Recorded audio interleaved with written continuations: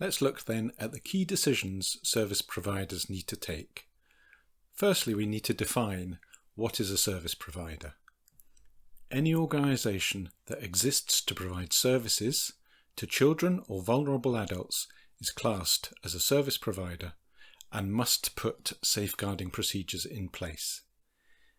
The organisation may be fully or partly funded by local or central government, or they may be entirely privately funded.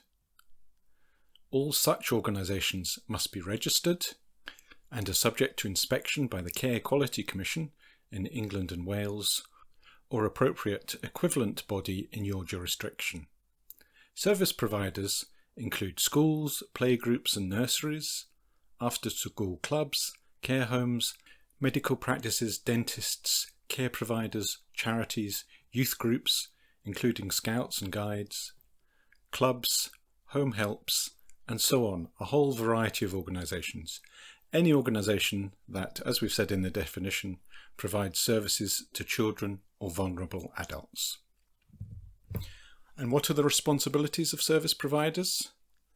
The UK Care Quality Commission Inspector's Handbook lists 9 responsibilities for the providers of public services, which includes GP practices and all these other practices I've named. Firstly, to put in place and operate effective systems, processes, policies, procedures and training to help ensure children and adults who use services are safeguarded from the risk of or actual abuse and neglect. Secondly, to comply with accepted national guidance on staff competencies in line with their role. Thirdly, to be aware of the Mental Capacity Act 2005 and the meaning of consent.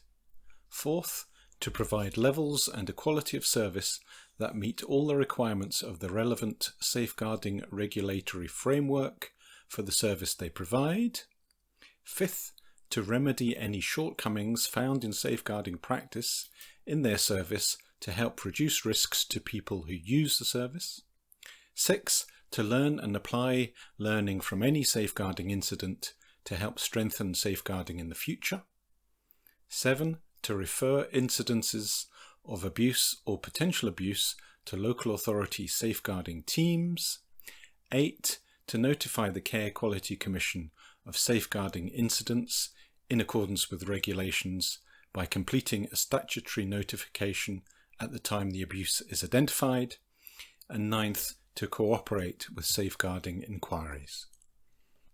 These 9 responsibilities have led me to create this generic safeguarding process, essentially a flow chart of the processes that you should have in place. So the issues may start with any of the 4 orange hexagons at the top left there. Your organisation may receive documents relating to safeguarding. There may be registration of a new service user. There may be concerns raised in the service, or there may be proactive review of safeguarding issues. Documents received relating to safeguarding should be reviewed, any safeguarding issues identified, any safeguarding action required identified, that action should be taken, and then either no further action is recorded on the service user's record, or it needs to be referred to a safeguarding or health professional. For a new service user being registered, a new service user record needs to be created, and again, any safeguarding issues identified. As before, those safeguarding issues will be reviewed, any action taken needs to be put in place, and either it recorded that no further action was required on the service user record, or referred to the appropriate professional. Similarly, concerns raised in service need to be communicated to the safeguarding lead and or other trained professional in the organisation, and again the issues identified, reviewed, action taken and recorded or referred as appropriate. And finally, regular proactive review of safeguarding issues will lead to cases identified which need further review. These issues should be identified from the cases by the appropriate trained people, and again action required identified, taken and recorded. Any referrals to a professional require professional follow-up, as shown on the right-hand side of the flowchart, with cases identified for in-service review, and further action taken as appropriate, and then service user records updated as required. There should also be regular audit of safeguarding effectiveness, which we'll talk about, and any issues raised for staff training and awareness.